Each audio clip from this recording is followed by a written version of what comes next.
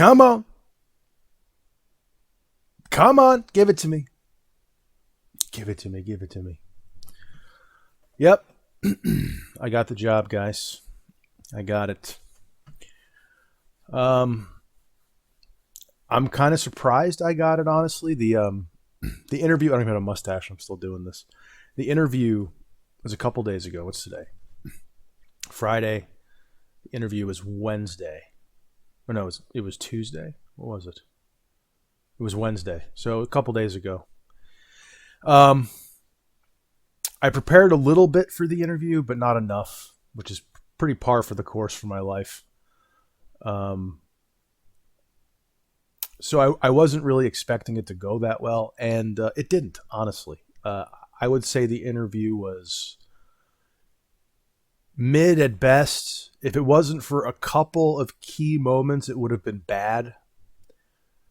As I said before, it was really my first real job interview ever. So I didn't know what I was doing. And even if I had prepared a ton, nothing is going to prepare you for those first time nerves, It's all you just have to go through that crucible, right? And get onto the other side. So I was originally going to do a video on just the interview. I was going to do it that night, but I was so tired. And all yesterday as well, I was tired. I actually called out of work today. I had some because I'm leaving this job in 2 weeks now. I had enough PTO accrued for one day, and I wasn't going to get paid for it because you have to be here for at least a year to get paid your PTO. So I was just going to lose it. So I was like, fuck it, man. I'm tired. My feet hurt. I need to get some more sleep. I'm just going to call out today and use my PTO. I was initially considering using it on Sunday because it's going to fucking pour rain on Sunday, but that would have been a huge dick move to shove that shift onto somebody else when it's pouring rain. Like, I wanted to do it because the weather's going to be terrible, but it would have been such a cunt move to stick a pouring rain shift onto some guy like that. I couldn't do it. And I'm just such a great guy. I'm just such a magnanimous, heroic individual that I just couldn't do that. So I took the day today because I was tired. Like I said, my feet are killing me, and I just felt like it was the right thing to do. So I did. I took today off. I'm a little bit more rested today.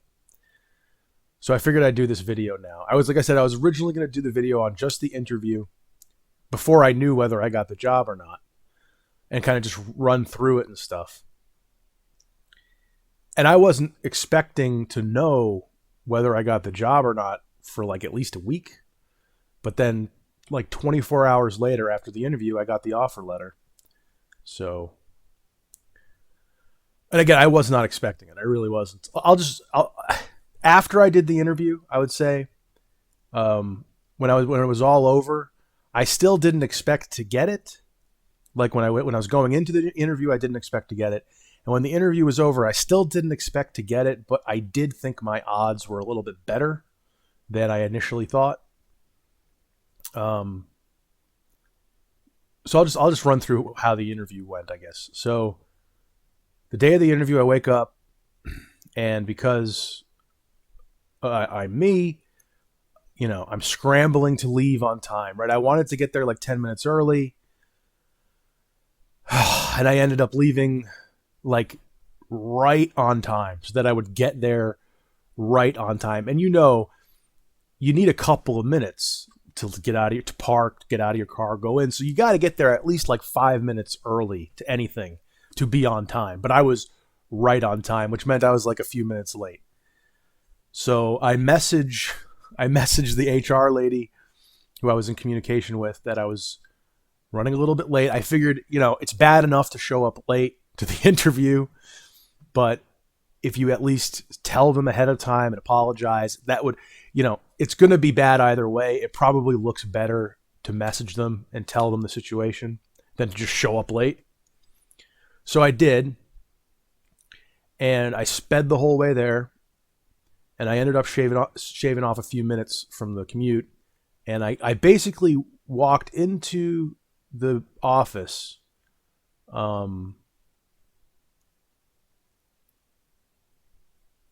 like 2 minutes early.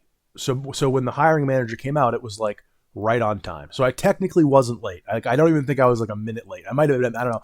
It might have been a minute late when we actually sat down, but like I was there like 2 minutes ahead of time and I wasn't late. Now I wasn't early either. You know, I wasn't like, I'd like to have been 5 minutes early at least, but I at least was not late. I at least have managed to avoid that. Um, and the funny thing is actually the building, the office building that this place is in, shares the building with my old job. My old job has like branches, you know, several branches around the state. And one of their branches is in this building, which is funny to me, right? It's in the same. I pull up to the building and there's a sign for my old employer next to this new one, and I just like what the, I had no idea. I didn't realize. So I just thought it was funny. It's ironic, you know, like coincidental. So I get in to the interview, and you know, leading up to the interview, I was nervous, but you know, just kind of normal nerves, jitters. And then when we sit down at the table to do the interview, in the second my ass touched the seat, massive anxiety just hit me like a ton of bricks. My whole body tensed up. I could feel the energy in the center column going like this, you know, and I'm just like I'm freaking out. I'm freaking out, like a bad weed trip, freaking out. And we just, you know, she just goes through it. It wasn't like like it wasn't like this company is not like a huge company. You'd probably call them like a medium-sized business, like my last employer. They're not huge. They're not big business, but they're not a small business either. They're medium-sized. So like I wasn't like applying to Facebook or Amazon or whatever, where they have the crazy battery of behavioral questions and, you know, you have to do 6 rounds of interviews with like a panel, like dumb shit like that. It was much more laid back, which is nice for me. And she just kind of goes through the questions. She, you know, asked me what I did. She said she didn't have my resume. Now they have my Indeed resume. That's how they found me. That's how they hired. That's why they responded to me. But she said she didn't have it in front of her, and I didn't bring one with me. Again, I suck. I don't even really have a paper resume. I have one that's currently like I'm making it, but I haven't finished it yet, and I haven't like printed it out. So like I didn't have one, and like a fucking idiot, for some reason, like I touched my pocket in nervousness. I like touched my pocket. What the hell just happened? What the fuck? What the hell? Did you hear all that? My mouse just disconnected like 100 times. What the fuck was that? It's freaking me out, dude. Do I have a virus? What's going on?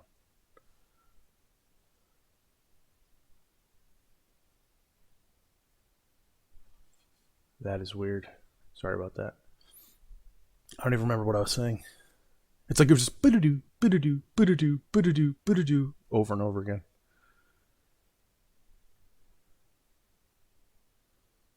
Oh, so like an idiot in nervousness, I went like this to touch like my pocket, and she thought I had it, and I was like, oh no, I don't have it. And this is the very beginning of the interview, so it's like it's already off to a horrible start. I mean, she didn't have my resume, and then I was like, I thought about, you know, I was gonna bring it, and then like I touched my pocket. Oh, do you have it? And I was like, no, I don't have it. So she said that was okay, and she said that's fine. You didn't do anything wrong. And I told her. I don't know if I told her right away or if it was like a couple of minutes in, but I told her it was my first job interview ever, because I had been at this last place for so long that I had really not done a real job interview in a long time. Like I told her it was my first ever. That might have helped me by telling her that. You know, it's kind of one of those honest things you tell them that kind of humanizes you to them and sets the tone. Like, okay, this is his first interview ever. He's going to be really nervous. Okay. So I'm having flashbacks now of this interview. I was The adrenaline dump was fucking insane. It really was. So I tell her I don't have my resume. She said that's fine. You didn't do anything wrong. So then we kind of go through. She asked me what I did because she didn't have my resume. So I guess she didn't really know what I did. I guess she didn't read my Indeed resume, which kind of bums me out because my Indeed resume is great. The kind of blurb that I wrote about my past duties is really well written. It's really comprehensive. And I wish she had read it because I think I did a much better job of explaining what I did than I was even capable of doing verbally at this interview. So I just told her what I did, and I told her what I did in a very shitty, nervous, stammering, incomplete way in comparison to my Indeed resume. And I told her that like I did doc management and, I just was responsible for custody, ingestion, disbursement of docs, just getting documents in, getting them out, correcting them, that kind of stuff. Very basic kind of remedial kind of entry level stuff. And I told her like I was actually surprised that I got the interview because it said the position was for like more of an experienced post-closer type stuff, and the job duties that were listed on the job posting were much more involved and sophisticated and complex than the stuff that I was doing. But I told her that was also one of the reasons why I was kind of interested in the job, that it was a little bit above what I was doing. So it was, it was a little bit of growth potential, to do something more important than what I was doing. But then she started, she asked me what my strengths and weaknesses were. Obviously, like I said, my strength was communication, even though it might not seem like it right now. That made her laugh. So that was one of the moments where I'm like, if I get this job, that right there is one of the only reasons I got this job, was that I was able to make her laugh once.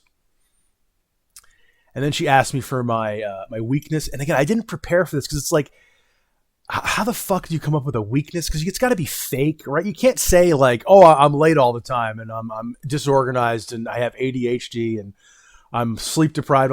Like, you can't say that stuff. You know what I mean? You gotta lie basically, but you can't lie.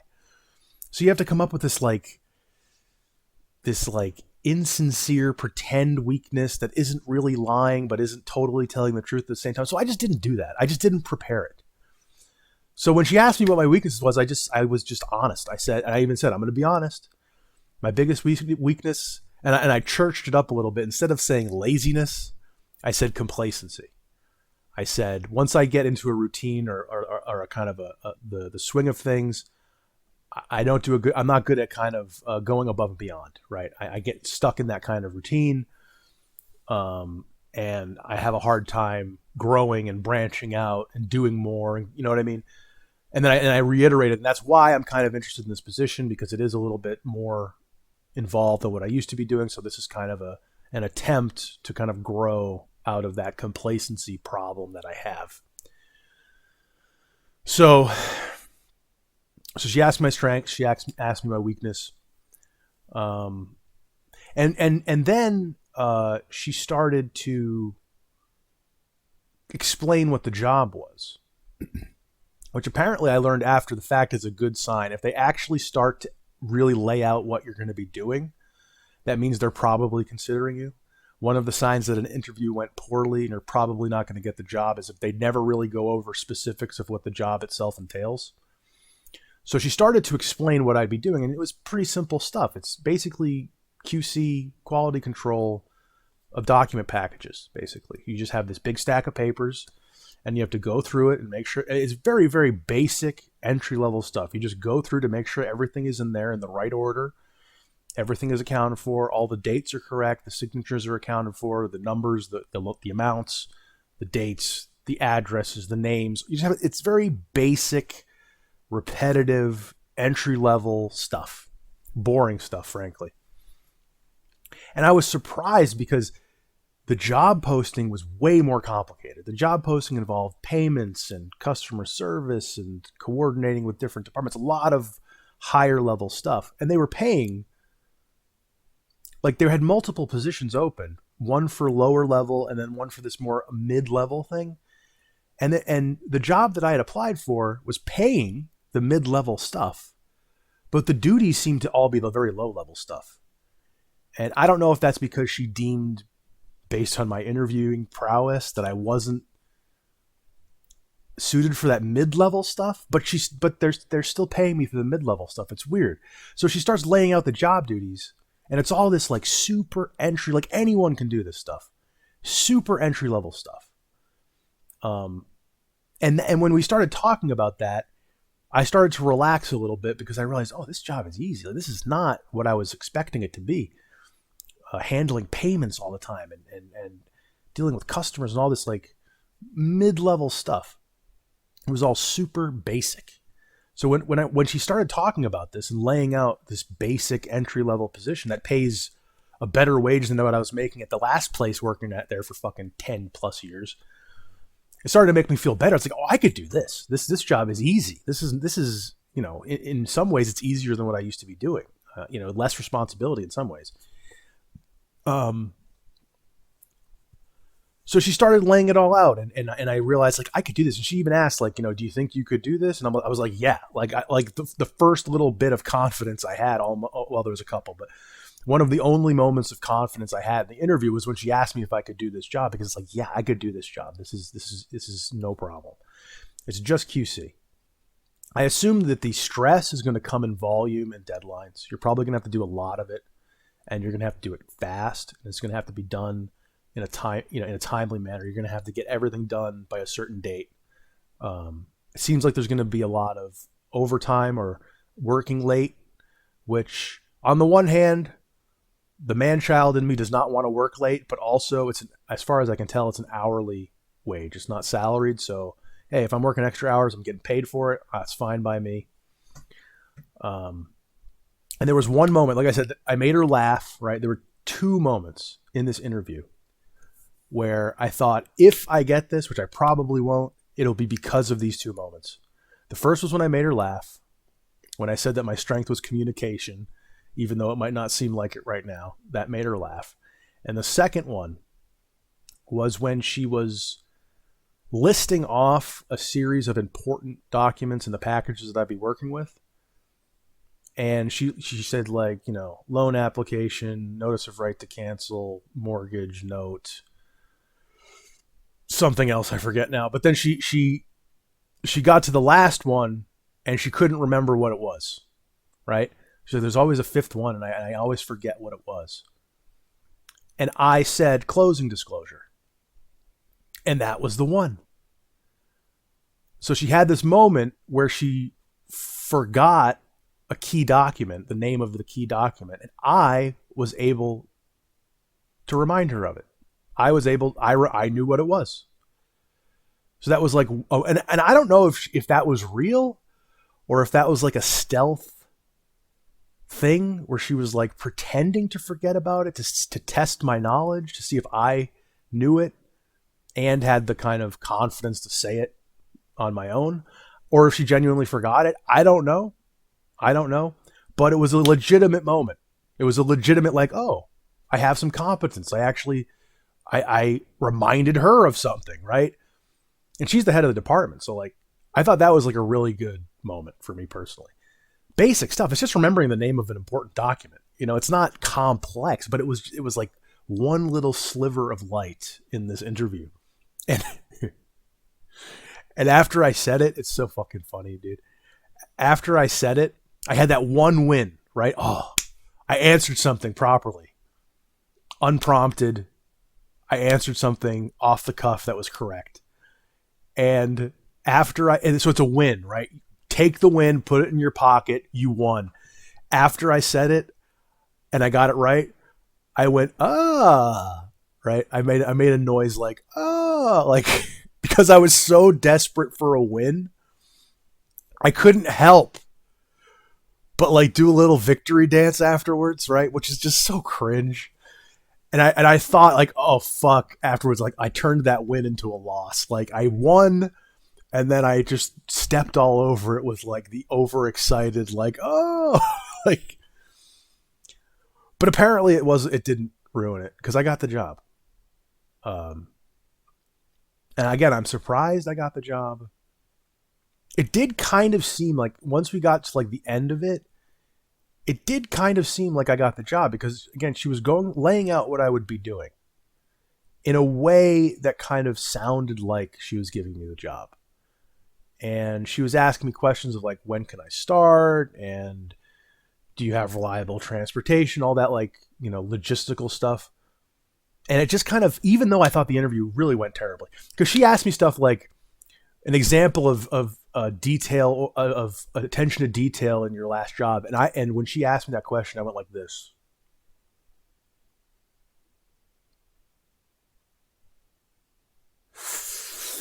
Attention to detail. Literally, I did that. And my answer wasn't even good. It's just like I just kind of explained, oh, if the dates are wrong, or sometimes they're missing power of attorney after the name, or just like I didn't really give like a good example of a great moment where my attention to detail saved the day. It was just really basic shit, right?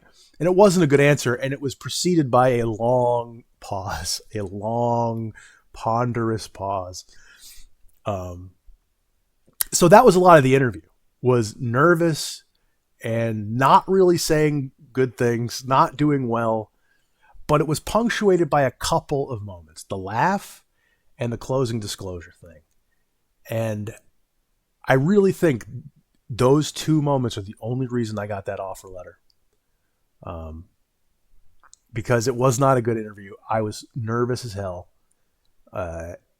And like, I really didn't know. I didn't know a lot. Like, I just didn't know. I don't think I was very impressive. I really don't think I was an impressive candidate.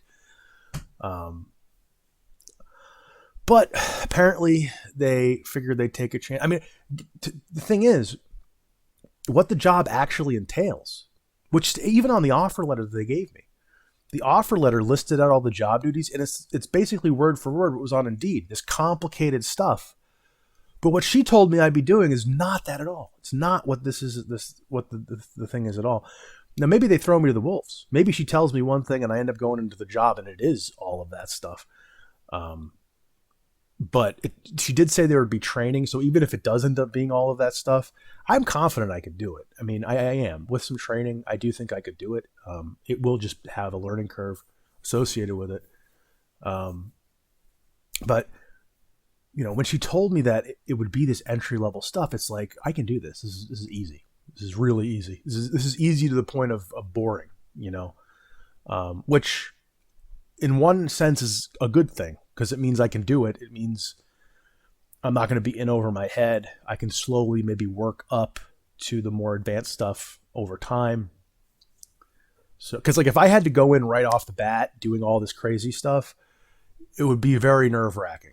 And as it stands, this kind of stuff the most nerve-wracking part of this is just going to be being in an office and being around people with the social anxiety.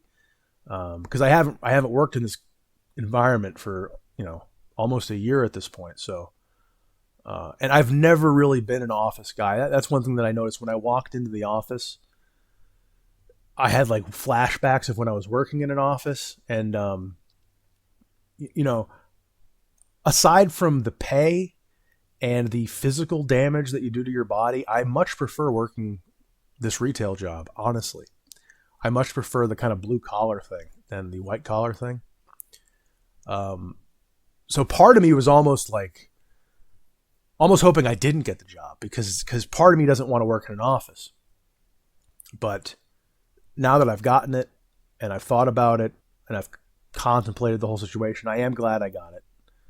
I wouldn't say I'm excited, like over the moon excited to do it, but I am excited for the opportunity to make a little bit more money, work with a company that I could potentially have some upward mobility with.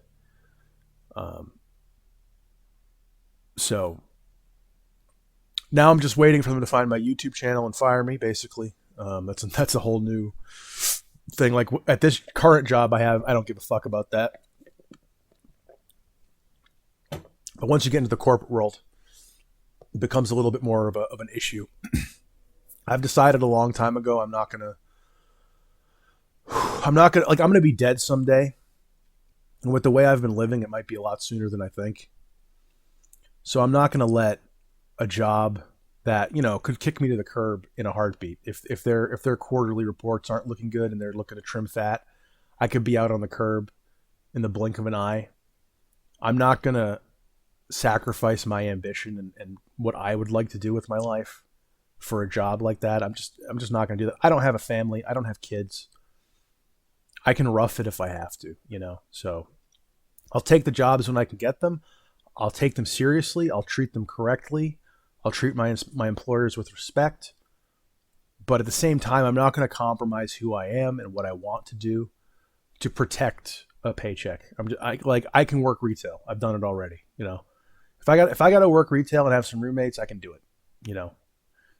I'd rather do that and pursue a passion than clip my wings so I can collect like a paycheck. It's just not worth it. Again, you got to think about death.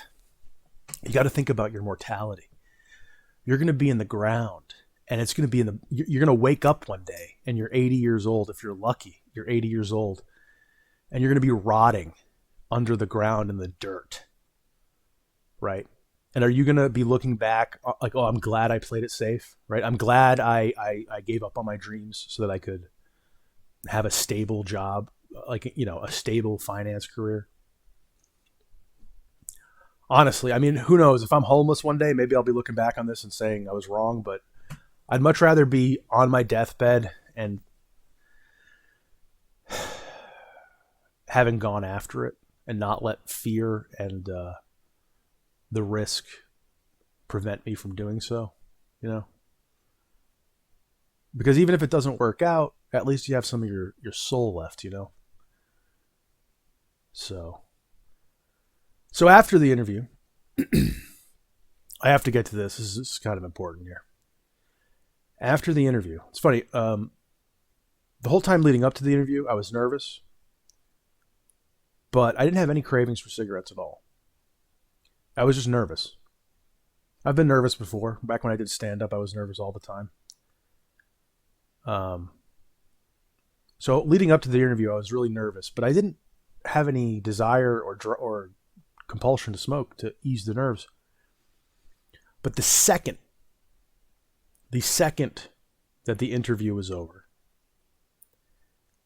I got hit with the strongest wave of craving that I have ever had in memory. I liken it to having just had sex. It was like this immediate moment after a big event where I just was like, I need a cigarette. So I drove home. I didn't buy a pack of cigarettes on the way home. This was around noon. Around 11:30. The interview only lasted like 30, 35, 40 minutes. So I get home around noonish. Didn't buy any cigarettes. However, I did have an ashtray with some butts in them. Why, you may ask? Why didn't I just throw away the ashtray with the butts in them? Probably for this very reason. I probably subconsciously did it for this very reason. Because when I got home, I smoked one of the butts. I had felt like there was this big discharge of energy and adrenaline, whatever you want to call it. And I ended up puffing on the butt. That sounds weird.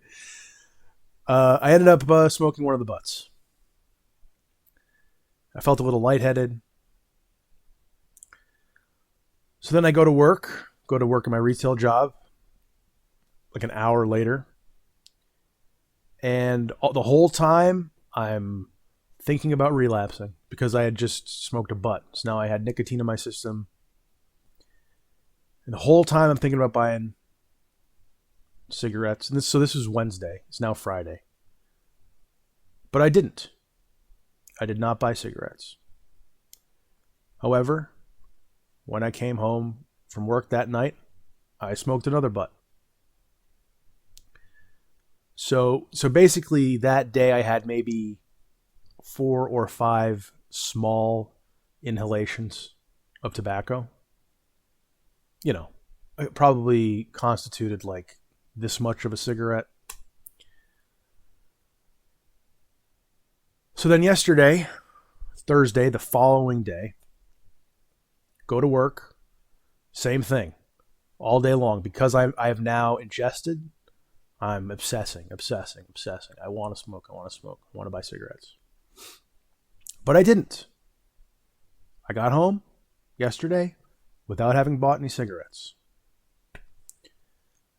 However, what I did do,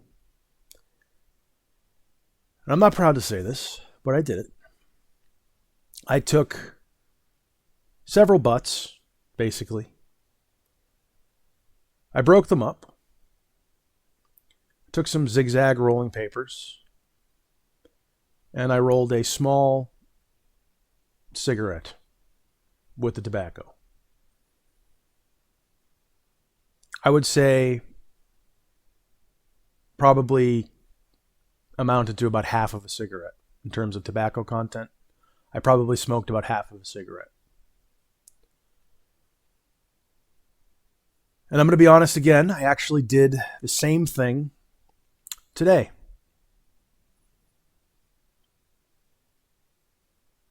And I actually have it sitting right here in front of me.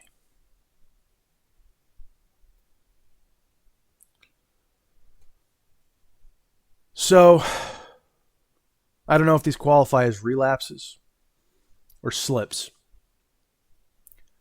I haven't bought a pack of cigarettes yet. I actually just went to pick up some pizza. And I wanted to buy a pack. I had made the decision when I went out that I was going to buy a pack. The pizza place is right next to the convenience store where I usually go. And I had decided I'm going to buy a pack. I'm just going to relapse. Fuck it. But I didn't. I went to buy the pizza. The whole time I'm thinking, oh God, I really want to buy that pack. And I didn't go to the convenience store, and I came back home. And then I rolled this thing. So the way I look at it, maybe this is a relapse. Maybe it's a slip.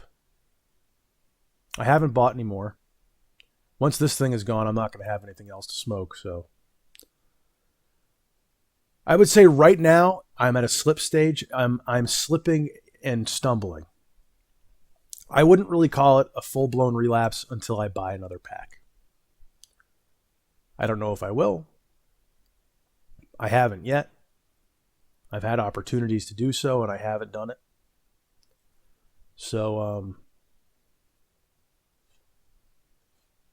we'll see what happens on that front. I'm not proud. It's embarrassing. But, again, I haven't bought another pack yet. I've just been smoking butts. And I'm all out of butts now. So, we'll have to see what happens in the days ahead. Maybe I'll do a check-in video. What's today, Friday? Maybe I'll do a check-in video on Wednesday, the 12th. I think I have court that day, actually. Traffic court. Piece of shit cop. I swear to God. I live in a town where there hasn't been a murder in like 100 years. So all they do is just get people for speeding. And they wait where it goes from 25 or from 40 miles an hour down to 25, and they wait around a corner, motherfuckers. So I have traffic court on, I believe it's Wednesday. Maybe I'll do a video then to kind of check in on the smoking to see if I've fully relapsed or not. Again, so far I wouldn't say this is a full relapse. I'd say this is a slip. But I'm rolling fucking spliffs here. I mean, it's getting more and more relapsy. But if I don't buy a pack, I would just consider these slips. If over the course of 3 days I smoke like a cigarette, maybe max 2 cigarettes, and then I'm able to just stay off of them from then on, I wouldn't call that a relapse, but this may be the beginning of a relapse. I don't know. We'll see what happens. I hope it's not. Um, and it was the interview, and it wasn't even the stress of the interview. It was the after effect of it was the stress dump, which is the weird part. You would think I had relapsed leading up to the interview, right? Because the nerves. But it was after the interview. It was once it was all over and the energy just discharged. That's when I slipped. And now I've just kind of slipped a little bit more each day. So I'm not proud of it. I'm hoping it's just a slip. I'm hoping it doesn't turn into a full-blown relapse. Those doubting Thomases right now are dancing with their pitchforks. I don't want to prove them right. The assholes are usually right. I've learned that in life. The bitter assholes are often correct. So I'm hoping to prove them wrong. We'll see what happens on that front. I don't know. But I did get the job. Pays better. I start on December 1st. So I've got a couple weeks left at this job. I put in my 2 weeks today. And then I'll have a week in between my last day of work and first day of the new job. I'll have about a week, a little bit more than a week, to get my sleep schedule reoriented to a normal 9 to 5. I'm basically going to have to be asleep by like 10:30 each night, which I hate that shit, dude. I am a night owl, but I'm going to have to do it. We're looking at an apartment next week in Somerset.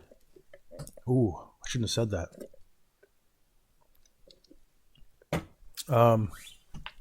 Be a lot closer to my current job than where we live right now. So, yeah. Honestly, part of me is going to miss this job that I'm working right now. I've been doing it for about 2 months. I think it'll be around 2 months when I leave. And like I said before, other than the pay and the fucking blisters on my feet, I like the work. The pay, the blisters on my feet, and the weather. The weather, dude. Sunday is going to be hell. Hell on earth. It's going to be pouring rain. It's going to be like 40 degrees out, pouring rain. So that's one thing, man. I got this job right in the nick of time. Right in the nick of time. Right?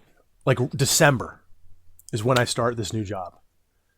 If I had to do this current gig through December, January, and February, bro, I could do it, but it would be painful. Painful. And I said in a previous video, if I got this job right now, when I desperately need it, right as the weather's starting to go to shit, I'd start believing in God. I don't believe in God yet, but it is the timing does feel crazy. And the fact that I got the job, I was not expecting to get the job. I really wasn't. The interview went terribly. And she didn't even see, like, the hiring manager, who I believe is like the head of the department. She didn't even like seem that impressed by me. I mean, she shouldn't. She shouldn't have been. But it seemed like she was like, yeah, this guy ain't getting this shit. Like that's the vibe I got from her. It was mixed because, like I said, she told me about the job duties, and it felt at points like this. She's giving me the job. But then when we left, when I shook her hand when we left, I got like a this guy ain't it vibe from her. But I got it. So we'll see what happens. We'll see how it goes. We'll see how the job goes, how the adjusting to the 9 to 5 schedule goes. We'll see how the smoking goes. We'll see what happens with that.